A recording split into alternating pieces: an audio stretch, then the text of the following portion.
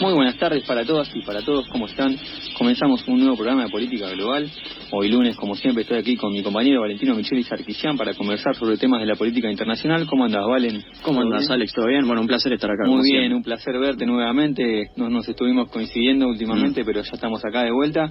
Bueno, vamos ya de inmediato a las noticias porque fue una semana la que pasó con noticias relevantes, fuertes, que llegaron en el plano de la política internacional, y tenemos dos comunicaciones telefónicas del exterior para profundizar sobre estos temas que, bueno, obviamente cubrieron las tapas de todos los diarios, todos los medios nacionales e internacionales están hablando al respecto.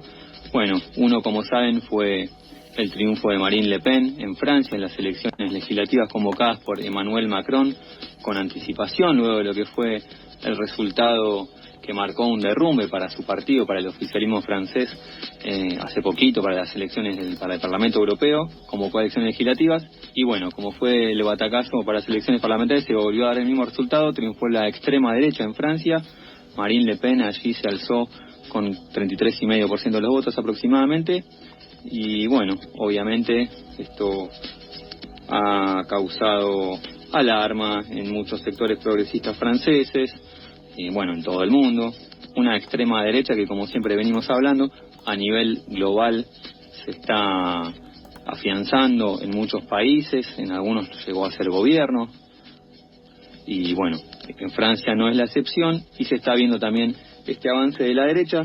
Pero para hablar al respecto, tenemos el placer, el gusto y el honor de tener en línea a Clément Evans. Él es un ex asesor parlamentario, fue candidato para las elecciones de consejos de franceses en el extranjero por Perú en 2021. Allí es muy tarde, 11 y pico de la noche en Francia, así que tiene la deferencia de atendernos. Muchísimas gracias, Clément, ¿cómo andás? Un gusto en saludarte, te estamos hablando de Radio La Tribu de Buenos Aires. Gracias por recibirme, gracias desde Francia. Aquí son las 11 de la noche y ya estoy listo para hablar de lo que pasa en Francia. Bueno, muchas gracias, Clément. Está listo para hablar de Francia y para ir a dormir, me imagino, porque me imagino que también tenés días muy agitados con todo este tema. Causó mucho impacto lo que fueron las elecciones en Francia, en todo el mundo, y mismo en Francia, por supuesto, también. Muchos sectores populares, progresistas, que, bueno, llamaron a unirse contra la extrema derecha. Manifestaciones en la calle, mucha juventud salió. De futbolistas también, incluso Mbappé llamando a votar conscientemente. Exactamente, figuras públicas también manifestándose al respecto. Bueno, contanos vos desde allí, Clément, ¿cómo está la situación? ¿Qué análisis hacés de las elecciones?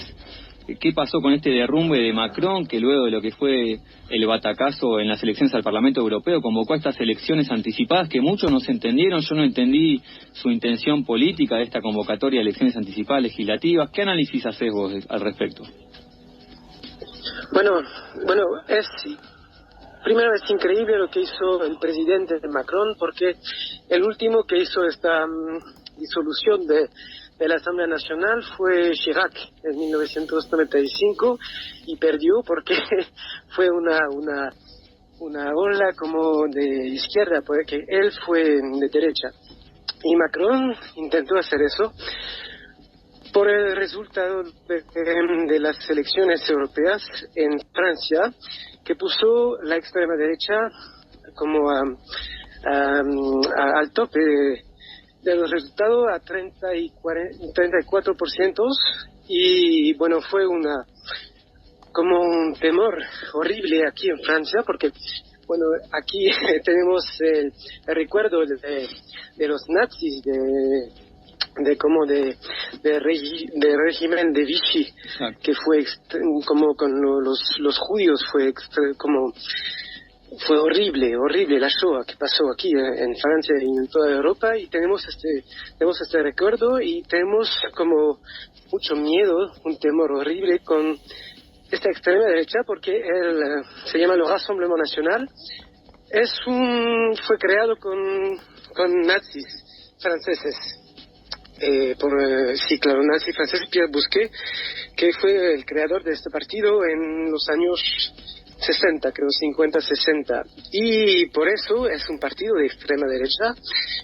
Bueno, amigo con Putin, con la extrema derecha de Alemania, de Italia, de toda Europa, y entonces que terminaron primeros fue como horrible. Y Macron, como a seguir de estas elecciones, decidió disolver la Asamblea Nacional. Y para nosotros, soy de izquierda, de la Francia insumisa, para nosotros fue como un choque. Lo esperábamos un poquitito, pero no tanto. Y cuando pasó, fue entre los dos un miedo y también como una expectativa, una esperanza, porque podemos hacer que la izquierda pase a frente de la extrema derecha como primeros a estas elecciones legislativas que van a pasar, el domingo pasado y el domingo que viene. Así es, Clemón, ustedes mencionaban a Francia Insumisa, que forma parte del conglomerado de partidos. ¿Cómo? Así es, mencionabas a Francia Insumisa de Jean-Luc Mélenchon, que también está teniendo una campaña de demonización por parte de la derecha, tildándolo como un comunista radical, algo que nada que ver, pero están a tiempo de revertir la elección la semana que viene, que va a haber un balotaje de esta primera vuelta, y no quedaron a tanta distancia de lo que fue el partido de Marine Le Pen. Esto se puede revertir y puede suceder que no haya mayoría parlamentaria de la extrema derecha e incluso que se pueda revertir este panorama.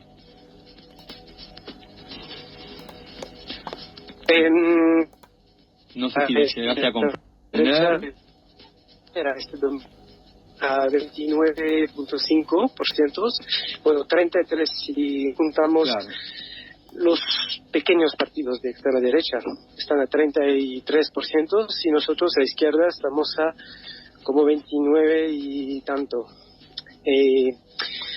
Tenemos en Francia es como no es una elección proporcional, es una elección, ¿cómo se dice? Mayoritaria, creo. Mayoritaria. Es decir que no es un porcentaje global de una lista de unas listas. Es por circunscripciones. Hay 577 circunscripciones aquí en Francia y cada una vota por su diputado. Entonces es un partido en cada circunscripción. Entonces es muy difícil de decir quién va a ganar, porque no es una proporcional. No es, si haces 33%, tienes 33% de diputados. No es.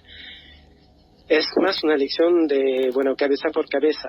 Entonces, hay 577 partidos en Francia en esas elecciones. Entonces, nadie puede decir, la izquierda va a ganar, la extrema derecha está como a 4-5%. Entonces, es mucho, pero a veces tenemos la esperanza de quizás ganar y tener un primer ministro, que sería, lo espero, Jean-Luc Mélenchon. Exactamente. Y este fenómeno, como mencionamos, de la extrema derecha, que se ve no solo en Europa, sino en todo el mundo, aquí mismo en Latinoamérica, lamentablemente aquí en Argentina, con Javier Milei. Sí, es claro. un fenómeno, una expresión que se está dando en todo el mundo. Marine Le Pen, de hecho, como vos mencionás, este partido surgió hace ya varias décadas, en la década del 60, 50. Su padre, el mismo Jean-Marie Le Pen, pero siempre era como una expresión política social marginal, digamos, eran como vistos como fascistas, nazis, una cantidad de votos insignificante que no llegaba ni siquiera a los 2 dígitos. Fue creciendo de a poco. Muchas explicaciones se dan al respecto del crecimiento de esta derecha extrema en todo el mundo. Aquí en Argentina tenemos varios factores que confluyen para que se dé este avance de la extrema derecha, que actualmente lo llevó al poder. Sucesivos gobiernos progresistas de centro derecha que no modifican mucho la situación, y la situación de la población se mantiene siempre la imagen de los políticos en general llevaba mucho tiempo siendo degradada, constantemente, y eso dio surgimiento a una figura outsider, de afuera de la política, como fue Milei, que supo captar ese enojo. Yo pienso que, bueno, el mundo, claro, no sé cómo decirle, pero cada uno no sé cómo se individualiza. Es como, hay intercambios inmensos bueno, en las redes sociales, en los viajes, y bueno, podemos viajar por todo el mundo, podemos conectarnos en todo, bueno, por todos lados. La globalización, sí. Bueno, podemos ir en todas partes del mundo, y al tanto también las personas, la mayoría de personas se ponen racistas, se ponen xenófobas. No sé, es muy raro, es un paradoxo, ¿no? Sí, porque que además tenemos cambios inmensos, intercambios, conexiones, y también hay no sé, un miedo del otro, miedo de lo que no conocemos.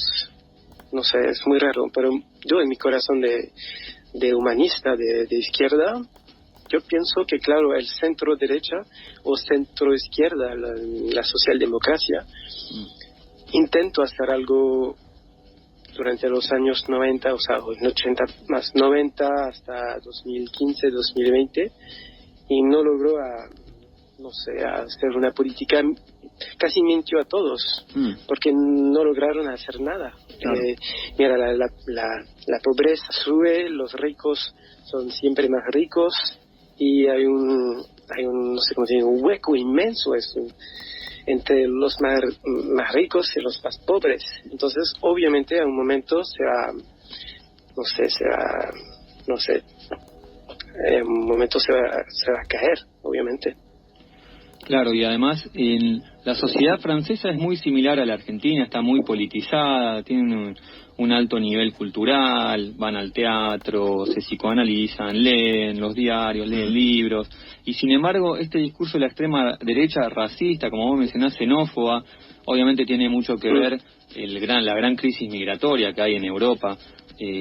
Cala, sin embargo, este mensaje, porque obviamente el 33% más que sacó Le Pen no se explica únicamente por un voto de gente reaccionaria, conservadora, de derecha, sino que ha calado en las clases populares con este discurso de miedo al otro. Esto indudablemente de alguna manera, están logrando llegar hacia la población, a las clases medias, a las clases populares con este discurso.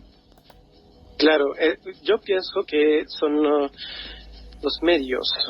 Como aquí en Francia hay una televisión que se llama CNews, que es un canal de extrema derecha, pero tiene un canal inmenso en la televisión no pública, pero que puedes recibir en tu televisor, por ejemplo. Y hay mucha gente que está viendo estos canales de extrema derecha o derecha, como BFM o LCI, son 3 canales de derecha, y siempre hablan de inmigración, de inseguridad, de crisis, de crímenes, y es un ambiente de crisis, claro, de miedo, de temor. Y entonces los franceses, bueno, los del pueblo, no sé, de toda Francia, viendo eso y sin cruzar ningún extranjero, pero viendo la televisión se pone, no sé, de miedo,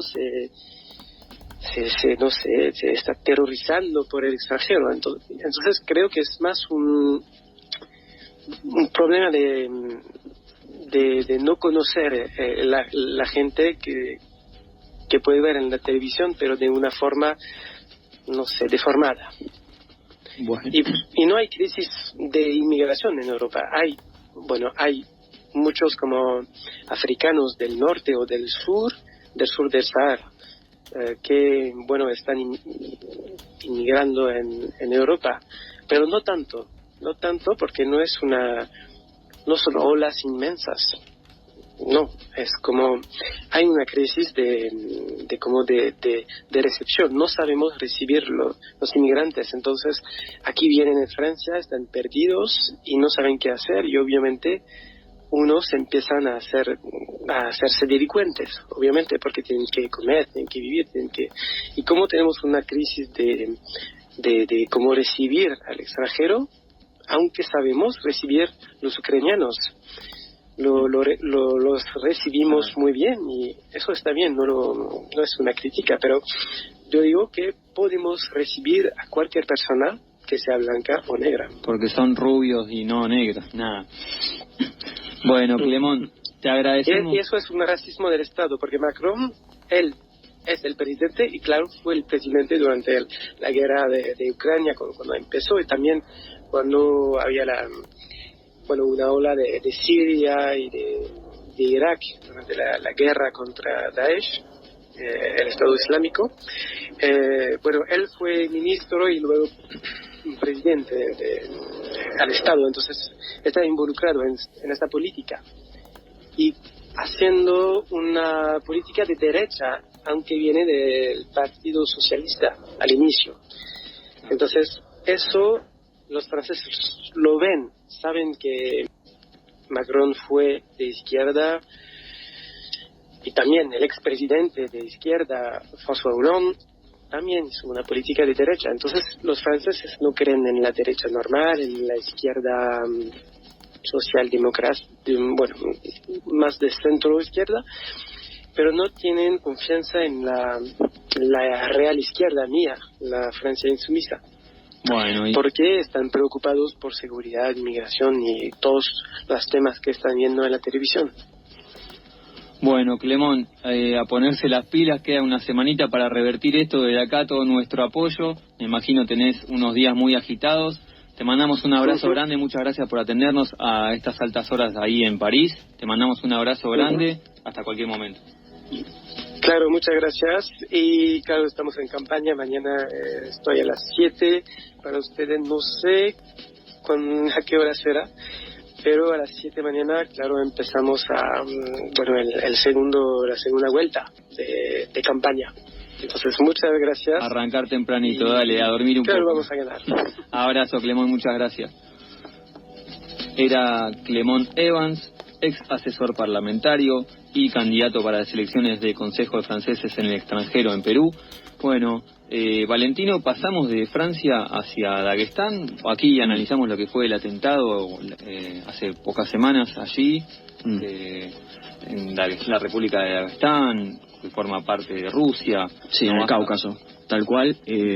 Como vos bien introdujiste, Alex, hubieron una serie de atentados terroristas en esta República del Cáucaso, Daguestán, cual es una república autónoma, al igual que la República Autónoma de Chechenia, sobre la cual estuvimos hablando, y sobre la cual la región en general ha sufrido la problemática del terrorismo en carne propia desde hace por lo menos 30, 40 años, ¿no? Recordamos las guerras chechenas, que también involucraron a esta república vecina de Daguestán, en la cual, durante los 90, ya sabemos, hubo un triunfo checheno, hubo un triunfo de las fuerzas separatistas de dicho lugar, y hacia el 99 hubo otra guerra en la cual Rusia pudo revertir el resultado de la mano de Putin y bajo una estrategia casi de tierra arrasada, ¿no? Con ataques a posiciones civiles, ciudades destrozadas, pudo triunfar de manera parcial sobre el terrorismo, instalando gobiernos, pro-Kremlin, como el de Ramzan Kadyrov hoy en día en Chechenia, al igual que el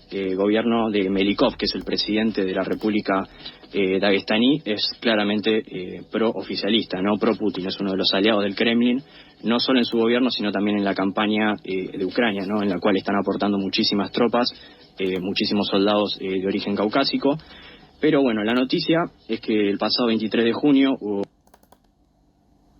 ataques terroristas en dos ciudades de Daguestán, Derbent y Makhachkala, Makhachkala siendo la ciudad principal de la República de Daguestán, la ciudad capital, y Derbent la segunda ciudad más grande. Estamos hablando de 500.000 a 1 millón y medio de personas.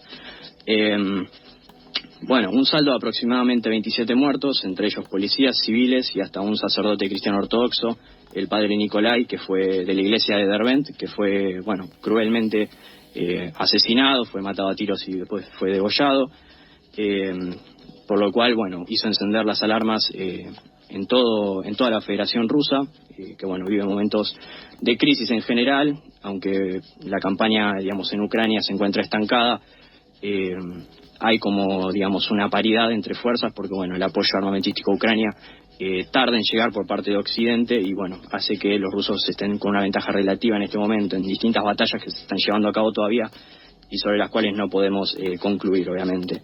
El mandatario dagestaní, Melikov, implementó medidas operativas de combate en estas regiones, en estas ciudades, es decir, que declaró como un estado de excepción, desplazó a las fuerzas de seguridad y el líder además no descartó la posibilidad de influencia extranjera en los atentados, siguiendo la retórica del Kremlin, ¿no?, de que ante cualquier atentado los servicios de inteligencia ucranianos o occidentales estarían detrás de esto, digamos, es la típica retórica desde que inició la guerra producto del inicio de la operación militar especial hace 2 años.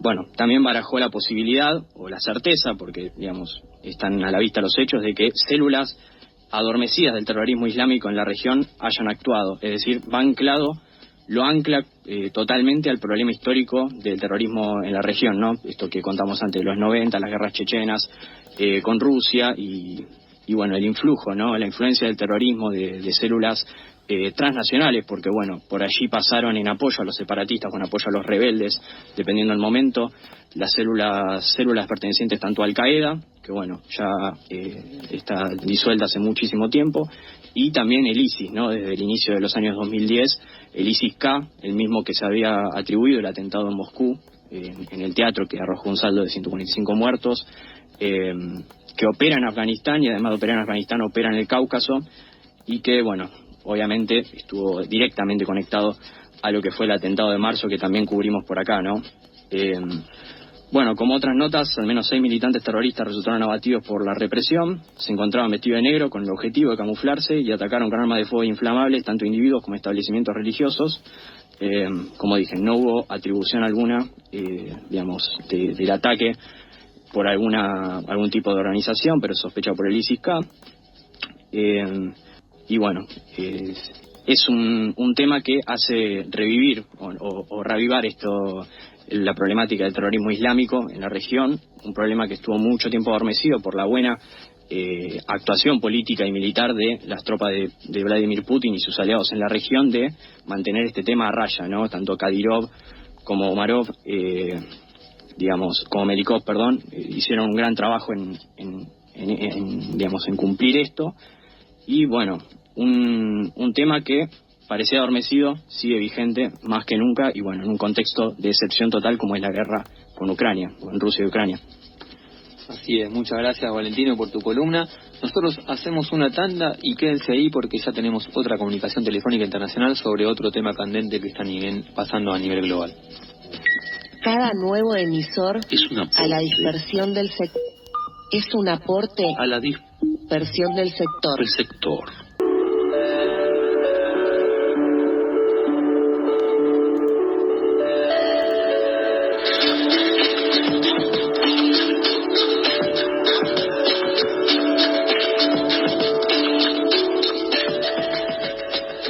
Bueno, estamos de regreso en Política Global por FM La Tribu y les decía otro tema que está en el tapete en este momento en el plano de las noticias de la política internacional es nuestra hermana, el Estado Plurinacional de Bolivia, obviamente por este intento de golpe que pasó el miércoles de la semana pasada, el general de las Fuerzas Armadas Bolivianas, Juan José Zúñiga, se alzó allí contra el presidente Luis Arce. Bueno, tomó la plaza central de Bolivia, de La Paz, la plaza Morillo, quiso entrar a la casa de gobierno. A los tanquetazos, ¿no? Se ven las imágenes de los tanquetazos a las puertas del palacio, sí. Una cosa un bochorno. Salió el propio presidente Arce, lo enfrentó ahí con el bastón, salí de acá. Y bueno, a las pocas horas ya estaba rendido, ahora está detenido. Bueno, le dictaron no sé cuántos años de prisión le van a dar. Pero para hablar sobre este tema y comprenderlo un poco mejor, a ver si nos puede aclarar un poco el panorama, ya tenemos en línea a Susana Bejarano. Ella es politóloga, analista política. No sé si también sos colega periodista, creo también, Susana. Muchas gracias por atendernos allí desde La Paz. Te estamos llamando de FM La Tribu. Muchísimas gracias por la invitación. Un saludo cordial para ustedes y para todos los oyentes de la radio. Bueno, gracias a vos por atendernos. No sé si nos podés explicar un poco, hasta el propio Evo, que en principio había criticado este intento de golpe, ahora se despegó un poco, dice me huele un poco a autogolpe. Bueno, el gobierno argentino de nuestro impresentable presidente Javier Milei, ya habló también de autogolpe, cosa que ya generó una fricción diplomática entre los dos países, Bolivia y Argentina. Bolivia llamó al embajador a consulta, al embajador boliviano en Buenos Aires. ¿Cuál es tu análisis respecto de este golpe extraño de José Zúñiga, que se alzó contra el presidente Luis Arce? Después dijo, el propio presidente me dijo que haga esto para reforzar su imagen. ¿Cómo se está viviendo en Bolivia este tema? Bueno, se está viviendo, digamos, en un clivaje, el que tú has señalado, entre la gente que cree que ha habido un autogolpe y la gente que ha visto lo que ha visto en las imágenes, ¿no es cierto? Las declaraciones de Zúñiga tenía dos motivos para reaccionar. Primero, yo creo que definitivamente estamos ante, evidentemente, un escenario de una persona que no está en su completo raciocinio, que no estaba en sus completos cabales. Eso vale la pena decirlo, ¿no? Lo segundo que te diría es que Zúñiga tenía motivos para hacer este golpe, ¿no? Motivos creados evidentemente en su cabeza, ¿no? Pero que de alguna manera explicarían este intento chapucero de golpe que hemos tenido, y es el hecho que Zúñiga, de su generación, era de los pocos que no ascendió a general, ¿no es cierto?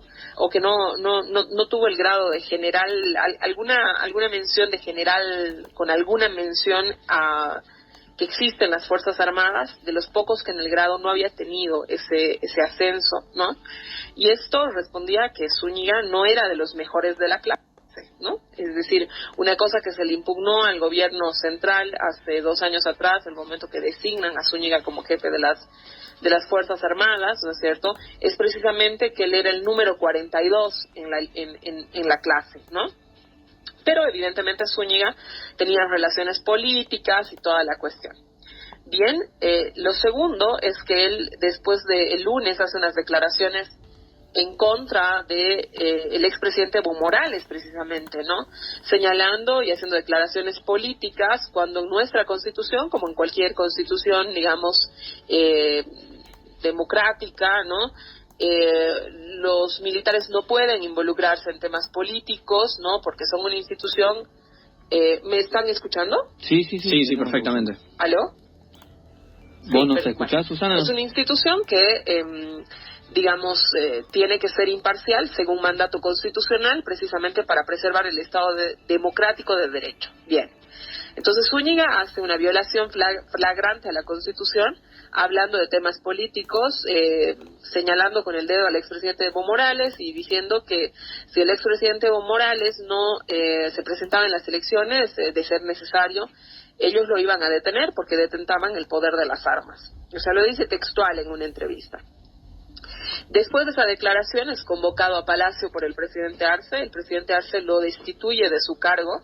Hay un segundo momento de insubordinación pública, ¿no es cierto?, cuando después de ser destituido, que es publicado en todos los medios de comunicación en Bolivia, él hace una declaración a 2 medios de comunicación señalando que él no iría a su oficina a trabajar hasta que un superior le diga lo contrario. No hay nadie más superior que el presidente, digamos, en la línea de mando dentro de las Fuerzas Armadas. Así también lo establece la Constitución boliviana. Entonces hay un segundo momento de insubordinación que yo creo que ahí hay una falta enorme de parte del Ministerio de Defensa boliviano, porque eso ya debió alertar una irregularidad, ¿no?, que un jefe de las Fuerzas Armadas se insubordine ante una instrucción presidencial. En horas de la tarde tenemos lo que tenemos, que es esta sonada de golpes, intento de golpe de Estado. Las tanquetas bajan, se presentan en la Plaza Murillo e intentan entrar embistiendo la puerta del Palacio Quemado a la Plaza Murillo. En la Plaza Murillo se encontraban todo el presidente y todo el gabinete presidencial, porque como es de información pública y conocida en Bolivia, los días miércoles se realizan los gabinetes presidenciales, es decir, ahí estaba todo el cuerpo de ministros en el Palacio Quemado, porque es la reunión de gabinete que se realiza todos los miércoles, ¿no? Entonces ahí las pocas declaraciones que se conocen de Zúñiga son declaraciones absolutamente contradictorias. La primera, él señala que era hora de recuperar la democracia, ¿no es cierto?, siempre torciendo a estos antidemócratas el concepto de democracia, pensando que la democracia se puede recuperar a través de tanques. Eso evidentemente es hilarante de solamente mencionarlo. Luego habla de la necesidad de libertad, la tan mentada libertad, siempre recurriendo a esos discursos, ¿no? Estas retóricas que al final solamente alimentan los antiderechos, etcétera, ¿no? Entonces, más tarde, después de esas declaraciones, cuando atrapan a Zúñiga, él cambia de versión y señala que esto era una instrucción del presidente Luis Arce para que éste ganara popularidad, ¿no? Evidentemente, esa retórica que utiliza Zúñiga ya estaba instalada en algunos medios de comunicación y principalmente en algunos voceros de la oposición que calificaban la zonada como sospechosa, calculaban la zonada como la necesidad de darse un baño de masas, porque en este momento Arce se encuentra, digamos, no en su mejor momento de popularidad, tampoco en el peor, pero no en su mejor momento de popularidad, ¿no?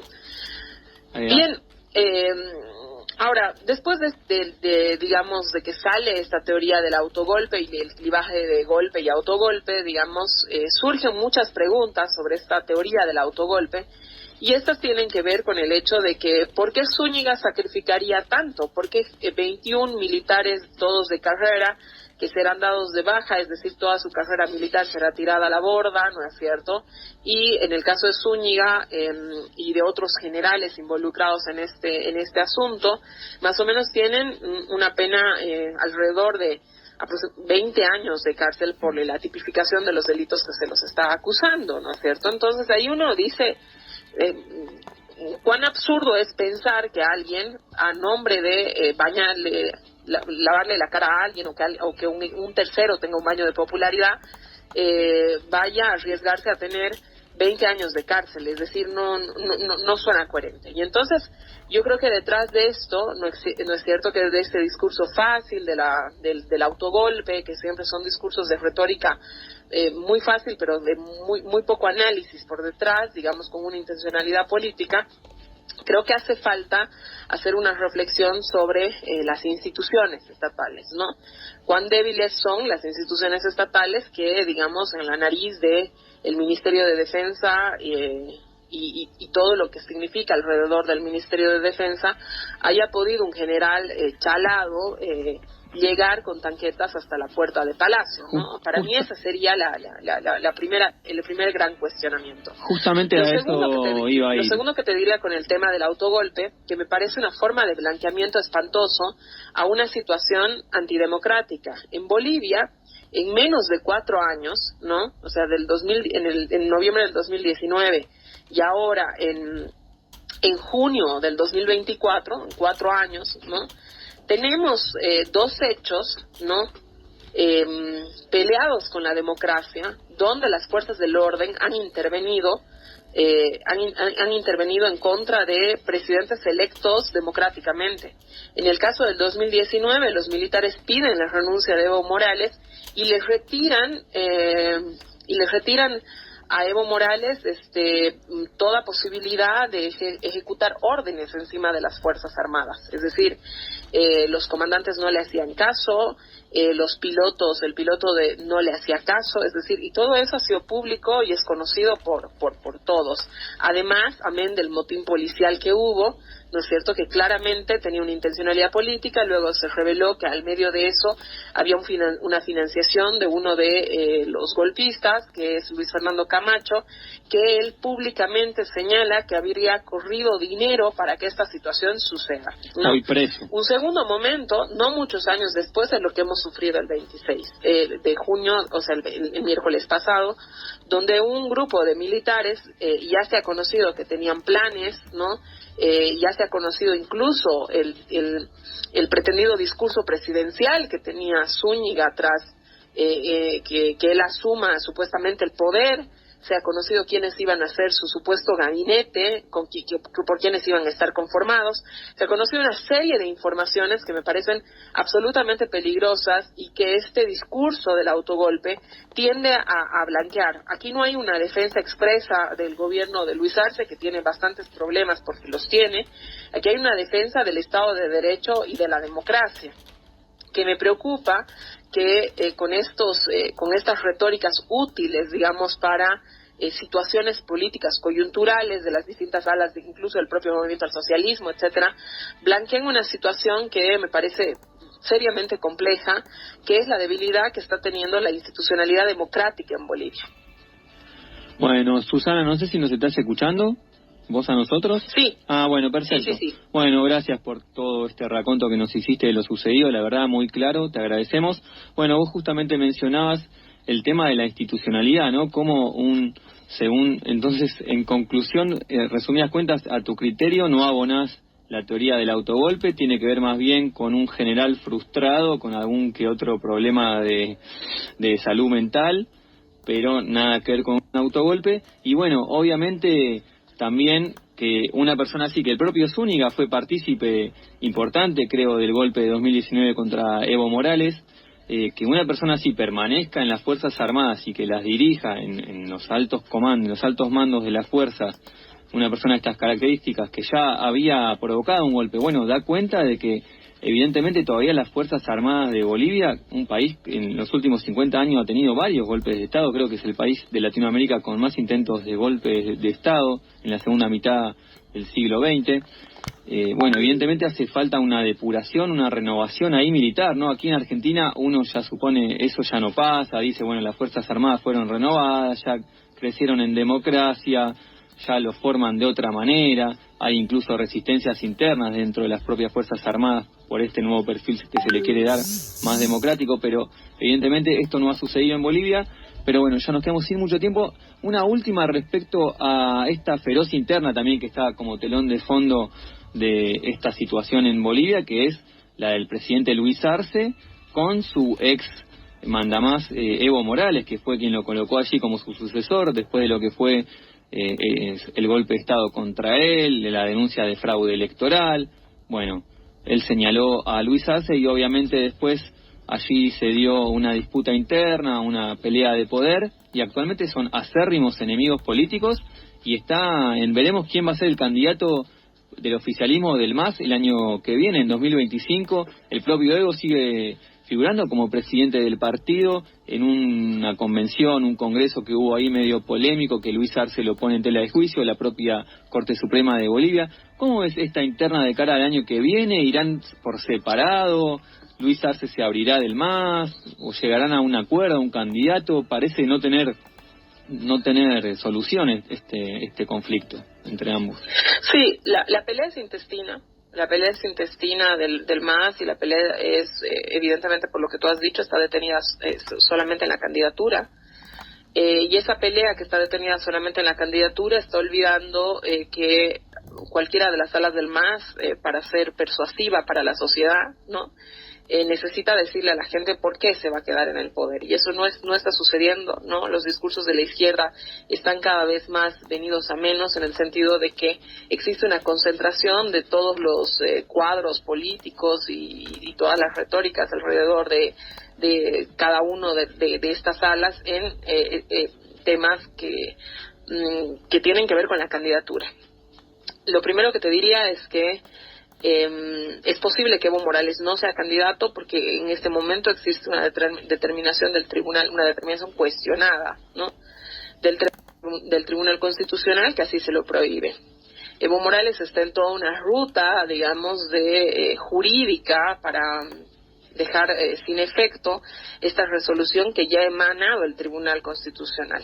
Mientras esta resolución que ha emanado ya el Tribunal Constitucional hace varios meses atrás no tenga otro efecto, no se decida otra cosa, Evo Morales en este momento está inhabilitado a la posibilidad de la candidatura. Entonces su pelea es con Arce, y es una pelea jurídica.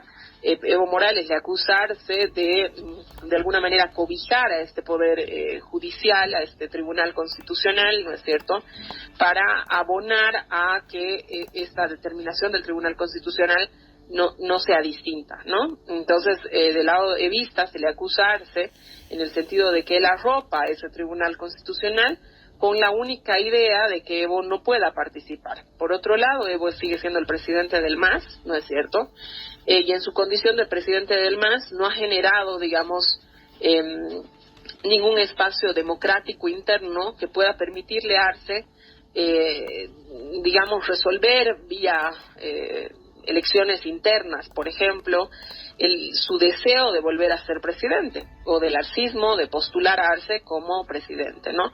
En este momento tampoco, digamos, dentro de las filas del movimiento al socialismo existen caminos democráticos que le permiten resolver, digamos, la candidatura. Evo Morales ha sido designado, ¿no?, como candidato para las elecciones del 2025, y entonces ahí no encuentra, por decirte el arcismo, ninguna posibilidad de poder participar, digamos, dentro del oficialismo. Entonces, allí es un juego a suma cero. Evo no está habilitado, ya se no tiene la posibilidad, porque no hay ningún instrumento democrático interno que le permita a él participar dentro de una primaria, por ejemplo, para poder ser el candidato. No, hay unos elementos que bloquean la posible candidatura de Arce, ¿no? Digamos, los mejores augurios dentro del movimiento al socialismo, o dentro de los estudiosos o militantes filomasistas, etcétera, el mejor augurio es que se puede encontrar un cuadro tercero, ¿sí? Claro que esto, cada que se dice, siempre merece, digamos, motes de traidores de una de las alas, ¿no es cierto? Es decir, al propio García Linera se le ha señalado de aquello, en el sentido de encontrar una tercera opción que permita que esta tercera opción reconozca a las dos partes y que permita, a través de esta tercera opción, la cohesión del movimiento al socialismo. Sin embargo, esta posibilidad de la tercera opción, que caería en la imagen de Andrónico Rodríguez, no es una posición oficial, ni que nadie dentro realmente del movimiento al socialismo la esté apoyando para que esta suceda. Al momento lo que tenemos es un MAS también que tiene que renovar sus directivas, porque así lo instruye la normativa del Tribunal Electoral, y que en congresos, y eso tiene que ser en congresos que se han ido desconociendo, porque las directivas de los movimientos sociales están apoyando al presidente Arce, ¿no es cierto? Pero la directiva, digamos, del instrumento político, o sea, del movimiento al socialismo, está comandada por Evo Morales, pero los estatutos, digamos, del movimiento al socialismo mandan a que los jefes de las organizaciones sociales reconocidas sean quien convoquen al Congreso de manera conjunta. Entonces, por eso los congresos es que no funcionan, porque no existe un acuerdo de manera conjunta para hacer la convocatoria, ¿te das cuenta? Entonces, es una situación muy, muy, muy compleja. Yo te diría que es probable, uno de los escenarios es que el MAS incluso se quede sin candidatura, ¿no?, porque no cumpla los requisitos que manda el Tribunal Electoral, y ahí tocaría al evismo buscarse una sigla para la participación, yo creo, de Andrónico Rodríguez, y le tocaría al arcismo buscarse una sigla para la participación, yo creo que de Luis Arce en la contienda electoral. De momento no vemos ningún puente. Yo creería, muchos hemos pensado que quizás este intento de golpe podía haber sido un elemento que le permita al movimiento al socialismo unirse. Sin embargo, eso solamente parecía que durante 3 horas ha habido, digamos, ciertos acuerdos mínimos sobre la democracia, pero pasada la captura de Zúñiga, digamos, había un elemento más en la división, en el inventario, que ahora es la tesis del autogolpe, ¿no es cierto? Entonces, cada vez veo más difícil la posibilidad de que un MAS vaya unido. La pelea cada vez es peor, la pelea cada vez ha escalado a unos niveles que ningún boliviano ni ningún estudioso del MAS podría imaginar que esto podría haber sido así. Bueno, Susana, muchísimas gracias por atendernos, fuiste muy clara, te mandamos un abrazo grande. Estás en La Paz, ¿no? Estoy en La Paz, muchísimas gracias a ustedes por la llamada y por la invitación. Nos estamos viendo pronto. Bueno, era Susana Bejarano, politóloga, analista política. Nosotros ya estamos llegando al final. Simplemente otra noticia importante que hubo también de un vecino país, en Uruguay. Como también habrán leído en los titulares de los diarios, Yamandú Orsi ganó la interna del Frente Amplio y será el candidato a presidente por ese espacio político, que fue también el partido que más votos tuvo, por encima del Partido Nacional, del oficialista, el presidente Manuel Lacalle Pou. Bueno, que también designó ahí a su sucesor, Álvaro Delgado. Bueno, Sí, un sistema distinto al nuestro, ¿no? Donde no hay posibilidad de reelección, donde, bueno, las elecciones también tienen su sistema particular, ¿no? Donde la alternancia está garantizada, por así decirlo. Así es, y no hay balotaje, por eso el presidente uruguayo no se puede presentar y ya anunció que no se va a presentar a ningún cargo. Bueno, evidentemente, aparentemente ha desgastado su imagen porque fue muy poquita gente a votar, fue desde que se establecieron estas internas en el año 1997, internas abiertas similares a las que hay aquí en Argentina, votó solo el 33% del padrón, bajísimo número. Fue la vez que menos gente votó desde que se establecieron estas internas, y bueno, el partido oficialista que obtuvo menos votos que el Frente Amplio, Yamandú Orsi, es como un ahijado de Pepe Mujica, el exmandatario uruguayo, ya el entrañable Pepe Mujica, que lo vemos ahí en los memes, en los videos, con las frases motivacionales, etcétera, con el mate ahí hablando de la simpleza de la vida, un personaje muy querible. Pero bueno, las elecciones en Uruguay son en octubre. Bueno, va a competir Yamandú Orsi contra Álvaro Delgado del Partido Nacional, y el Partido Colorado, que también participó de esta interna, designó a su candidato Andrés Ojeda. Bueno, el Partido Colorado también un partido tradicional uruguayo de centro derecha. Vamos a estar atentos para las elecciones. Entonces hay bastante entusiasmo dentro de los simpatizantes del Frente Amplio por este triunfo de Yamandú Orsi, quien compitió con él, que tenía el apoyo de más estructura política del Partido Comunista y otros sectores progresistas. Carolina Cose finalmente lo va a terminar acompañando en la fórmula presidencial, así que bueno, pareciera ser bien encaminados desde el Frente Amplio para retomar el poder. Obviamente hay que ver qué pasa. Nosotros estamos llegando al final. Bueno, saludar a la gente de la tribu, la verdad que la pasamos re bien el sábado, estuvimos aquí en el festejo callejero, no te vi por ahí, me parece que estuviste acobachado con el frío que hizo. Estuve acobachadísimo, sí, la verdad que igual frío, una todo. multitud, la verdad que estuvo bárbaro, vimos ahí la murga, todos los artistas que participaron, una linda fiesta callejera, se tiene que repetir todos los meses, pero bueno, nada, mucho lío me imagino organizar toda esa movida, el armado del escenario, los permisos, así que bueno, nos estamos viendo el lunes que viene. Gracias por acompañarnos. Hasta el próximo lunes.